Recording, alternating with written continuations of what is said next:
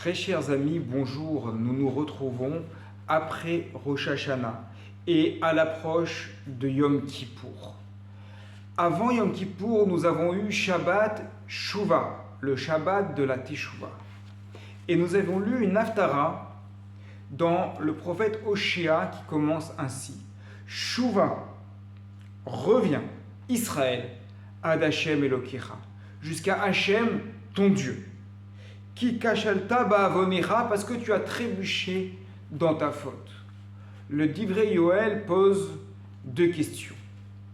Tout d'abord, lorsqu'on dit reviens vers ton Dieu, nous demande de revenir parce qu'on s'est écarté. On s'est éloigné d'Hachem, donc on doit essayer de revenir vers lui. C'est le principe de la Teshuvah. Oui, mais vers qui d'autre pourrais-je revenir? Évidemment que si je reviens vers Hachem, mon Dieu. Pourquoi préciser reviens vers Hachem, ton Dieu? Et puis on dit par la suite, parce que tu as trébuché dans ta faute. Il y a quelque chose qui ne va pas ici.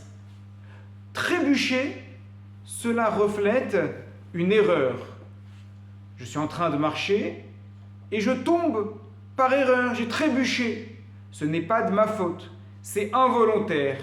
Cependant, be'avonera, le terme de avon, traduit une faute volontaire, bémézide.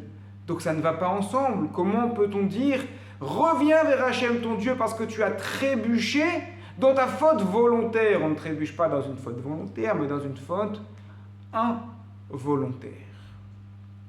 Comment comprendre cela? Il faut savoir que parfois, dans notre vie, on va faire des petites transgressions. Et oui, ça arrive.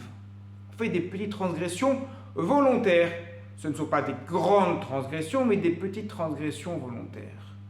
Cependant, en commençant à agir ainsi, au fur et à mesure, Avera goreret Avera, une transgression amène une transgression, et on commence à rentrer dans un système. Et à partir du moment où on est dans ce système de transgression, c'est très dur de revenir en arrière. Et pourtant, on ne veut pas fauter. C'est vrai que la première fois, on a voulu fauter. Mais toutes les autres fois, au contraire, on veut bien faire, on veut se rapprocher d'Hachem, personne ne veut fauter, personne ne veut s'éloigner d'Hachem, tout le monde veut se rapprocher de lui. Oui, mais pourquoi on n'y arrive pas?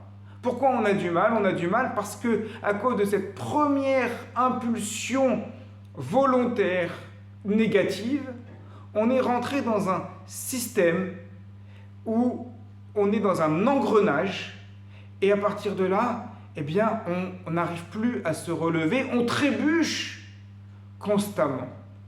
C'est ça que veut nous dire ce verset. Tu as trébuché dans ta faute volontaire, c'est-à-dire à partir du moment où il y a eu une première faute volontaire au début, on rentre dans un engrenage et après, c'est malgré nous que l'on est dans ce système, on n'arrive pas à revenir en arrière, on n'arrive pas à se rapprocher d'Akadosh Baruch.